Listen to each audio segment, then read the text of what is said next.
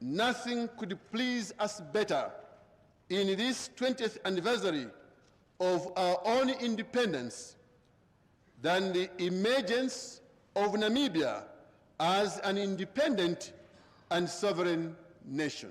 Kenneth Kaunda's contribution to the independence of Namibia cannot be overemphasized. He may be gone, but his legacy lives on.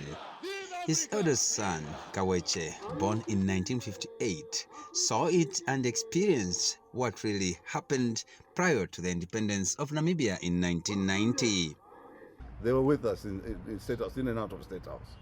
I remember walking up and down the corridors of State House as a student, and I would run into President Kenneth on several occasions, and I would sit and chat with him, and I would say to him, "But uncle, do you really think you're going to get the independence of Namibia?" And he would say, yes, Sonny, we will. When finally Namibia got its independence, Kaweche was not among the earliest to visit Namibia. He shares how he was reprimanded for visiting the independent Namibia quite late.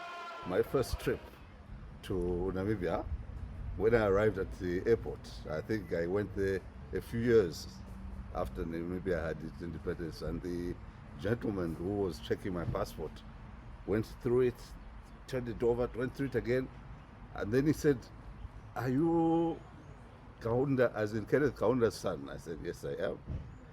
So he put the passport, says, "No, but you have not been here before." I said, "No."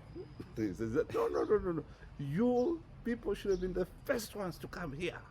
Without your father and his work, it would have been very difficult for us to attend this. So when Namibia got into it, you should have been the first ones here. As Namibia celebrates its 36th independence, Kaunda has a message to all Namibians. Peace in a country is not an accident. You actually have to make sure that you maintain it that way. And loving one another is a key.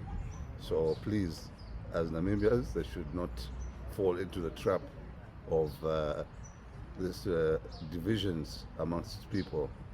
Kaweche Kaunda, now 67, is now a dedicated member of Pan-African movements.